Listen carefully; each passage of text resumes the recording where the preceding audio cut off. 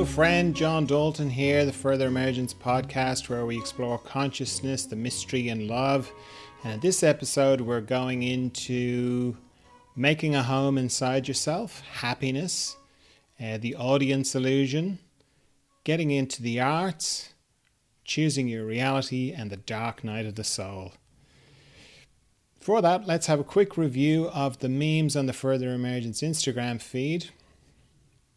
The first one is a poem by Julia Frehenbacher.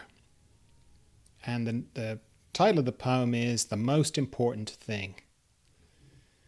I am making a home inside myself, a shelter of kindness where everything is forgiven, everything allowed, a quiet patch of sunlight to stretch out without hurry, where all that has been banished and buried is welcomed, spoken, listened to, released. A fiercely friendly place I can claim as my very own. I'm throwing arms open to the whole of myself, especially the fearful, fault-finding, falling apart, unfinished parts, knowing every seed and weed, every drop of rain has made the soil richer. I will light a candle, pour a hot cup of tea, gather around the warmth of my own blazing fire. I will howl if I want to, knowing this flame can burn through any perceived problem, any prescribed perfectionism, any lying limitation, every heavy thing. I am making a home inside myself where grace blooms in grand and glorious abundance, a shelter of kindness that grows all the truest things. I whisper hallelujah to the friendly sky. Watch now as I burst into blossom. What a beautiful poem. So lovely.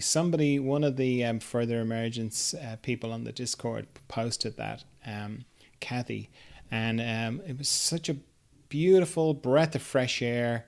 It just conveys so many things that I experience myself and have been doing. I mean, you could talk about the spiritual life as being about making a home inside yourself, and that would be true.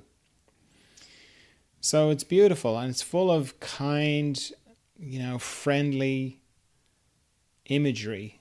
Hot cups of tea, fire, welcoming all the broken bits, the bits that complain, welcome all those different parts of you on the inside. It's a beautiful poem. You can follow Julia on Instagram. Her surname, the spelling is Fehenbacher,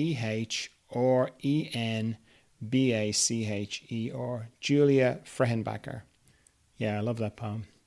The next one is a mirror. I didn't make this one, but it's brilliant. It's a mirror, and what's written on the mirror is, the happiest you've been isn't the happiest you'll be.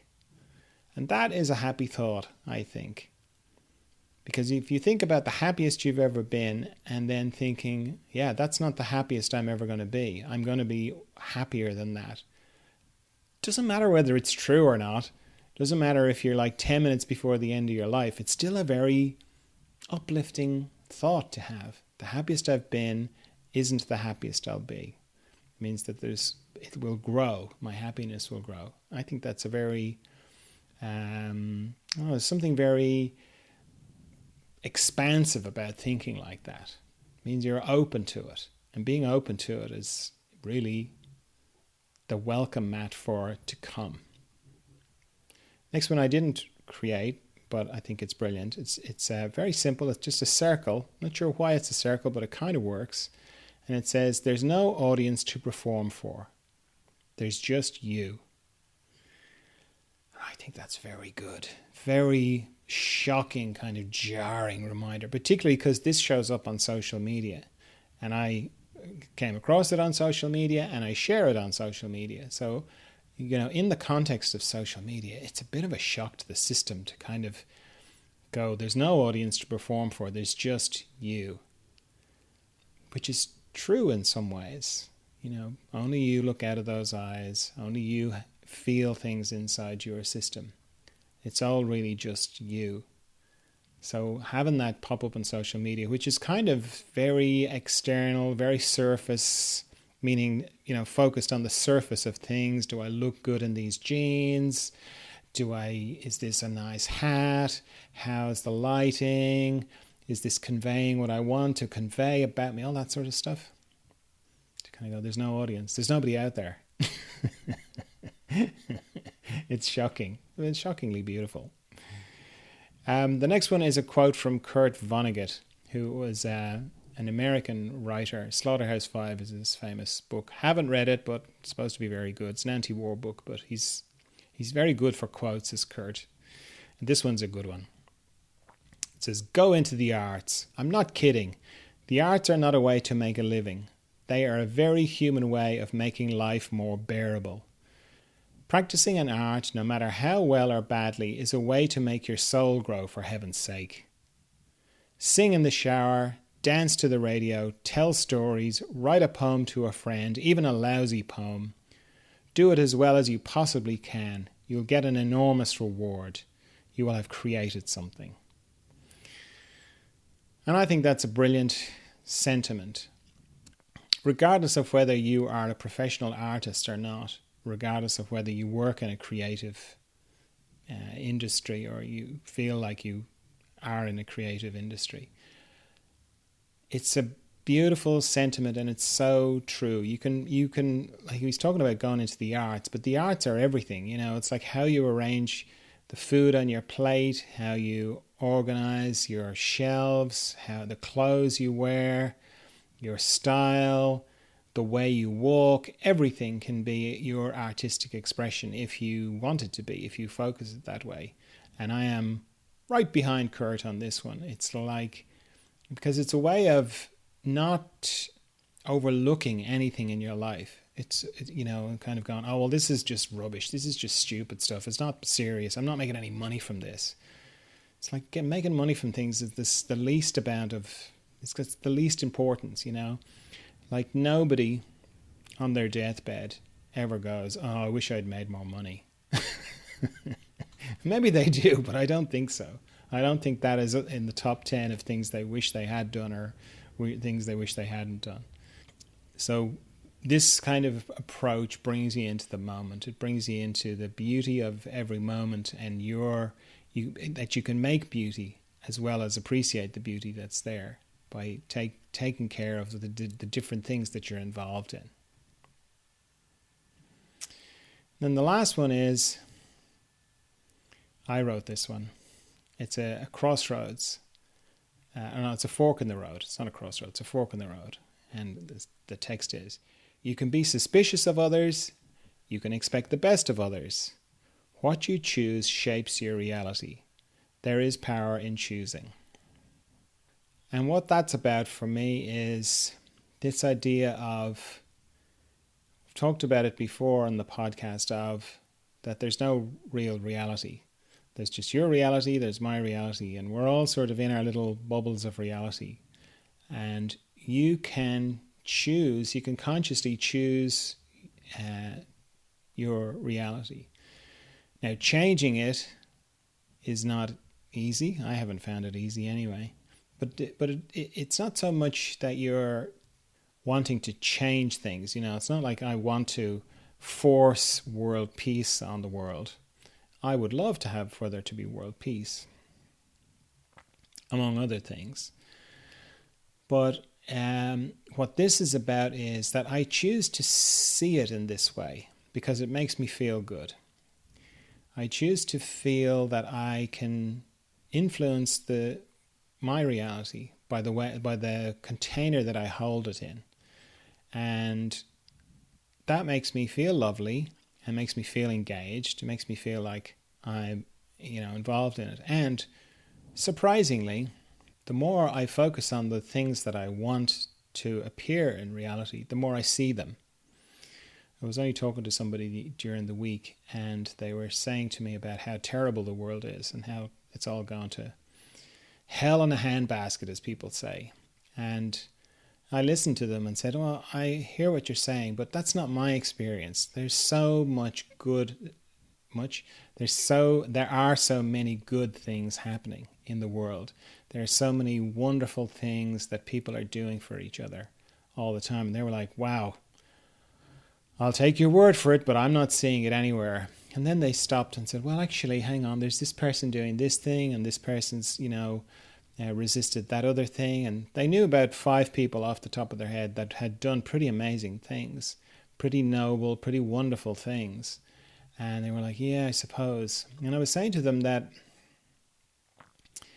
it's understandable to look at the world and sort of see it in a negative light. And that's not to say that the world is a negative place. It's more to do with our brains and the way they're designed. Because our nervous system is designed to survive in the jungle. Even though we're not in the jungle anymore, it's still wired that way. So our nervous system, our brains are all have our eyes on the horizon looking for threats because it's designed to protect us. So there's no threats on the horizon anymore, but when we see a news story, a negative news story, it's perceived by our nervous system, by our minds in the same way. And I was saying to them that, it takes, I think if you see one negative news story, it takes 7 positive stories to counterbalance it, because we're so weighted towards protection, so weighted towards being on the lookout for threat, that it takes a lot to balance it, which they were surprised to hear. You can look that up. It takes 7. I think it's 9, but that sounds extreme. So let's say 7.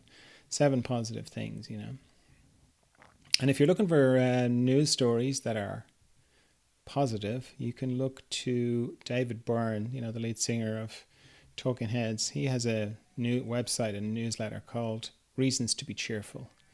And you can sign up to their newsletter and they will send you the most wonderful stories of what's going on around the world. And it's not just there. It's not the only place you get it. There's loads of great things happening all the time. But if you hold this context of, I have the power to choose the reality I want, the container that I hold the reality in. So I'm going to focus on what I want. And wonderfully and miraculously, as you focus on this more, you start to see it more. Farm news, not a whole lot to tell you about really. The rain stopped, the sun came out, it looked like the beginning of spring, summer. Then the sun went back in again and we're set for thunderstorms over the weekend. So it's like the weather forecast. The lambs are getting bigger, so that's kind of cute. But other than that, just life continues on the farm. Did you know these podcasts are on YouTube if you're listening?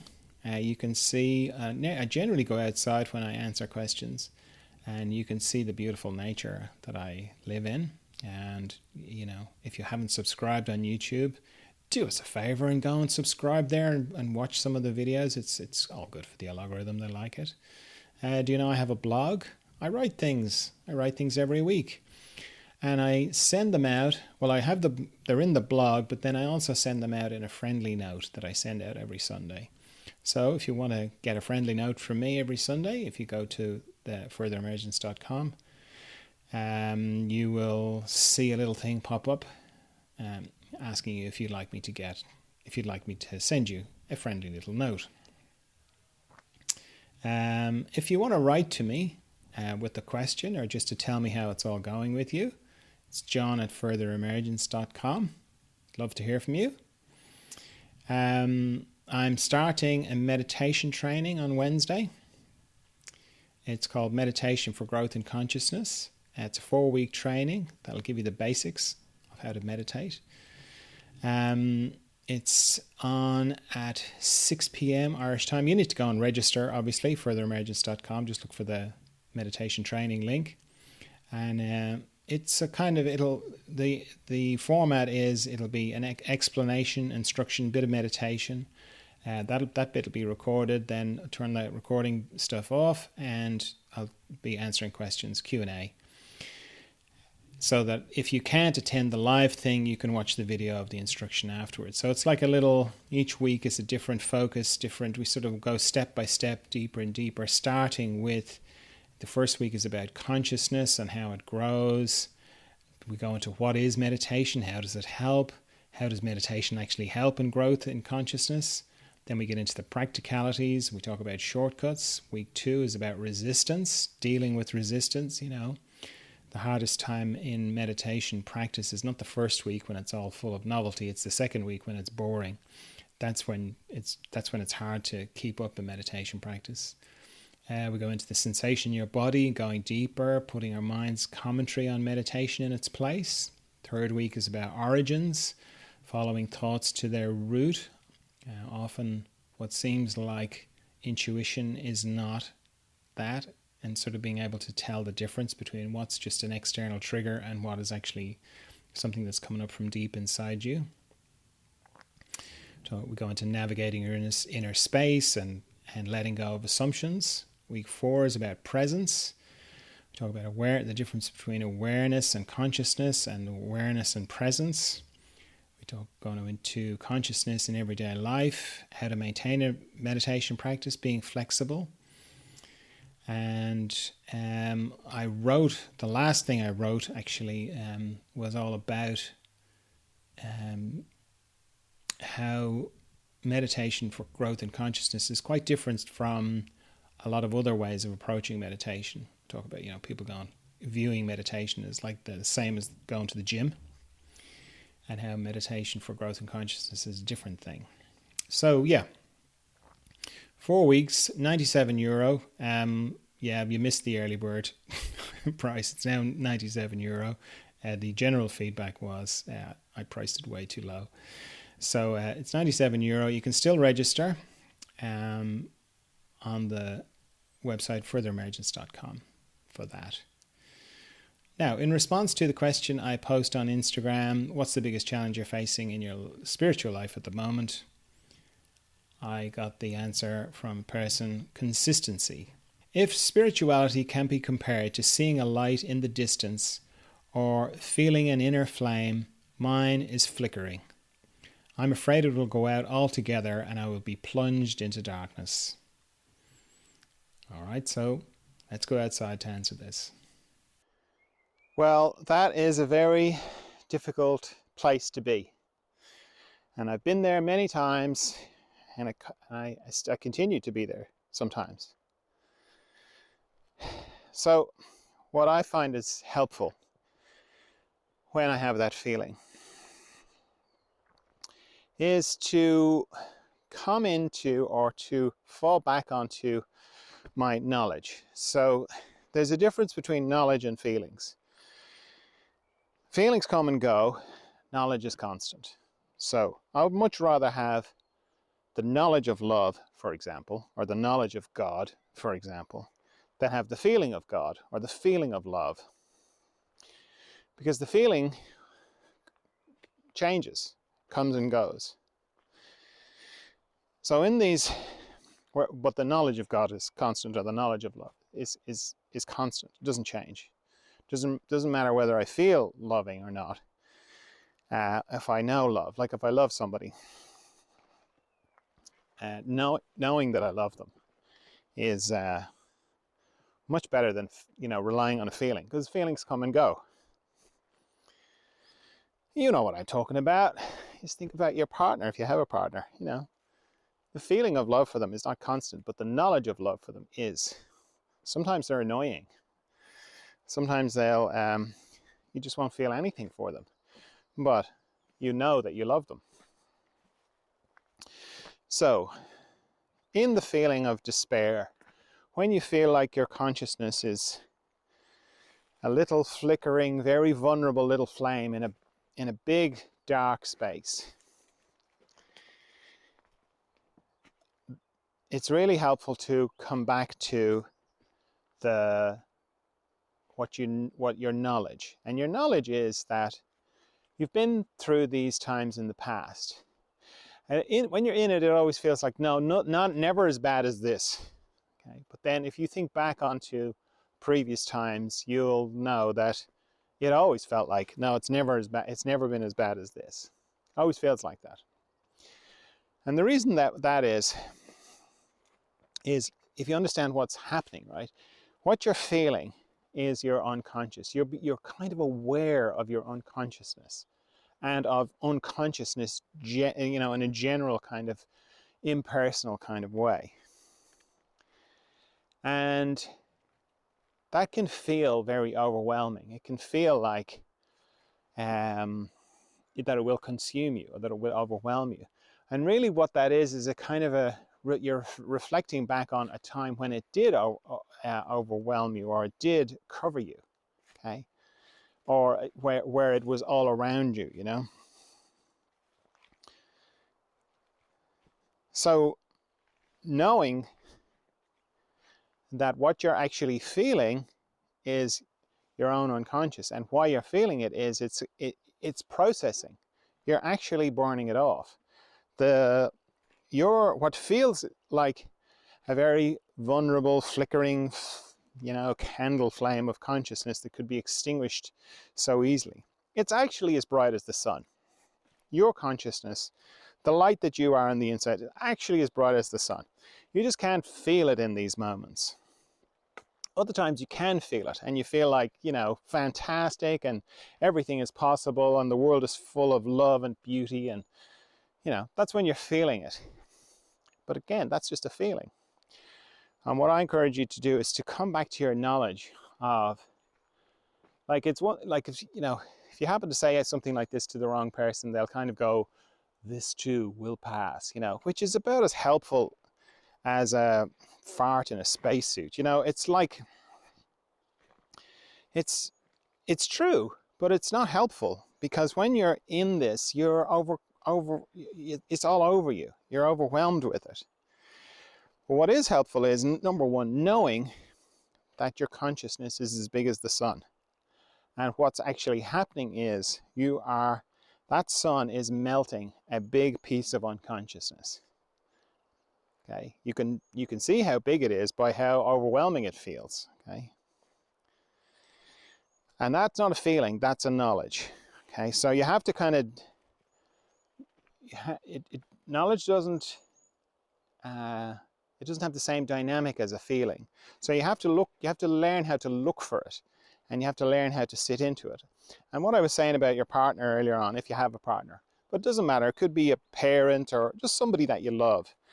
If you look into, sometimes they're really annoying, but I love them. I just know I love them. No question. And it's unchanged by how I feel about them.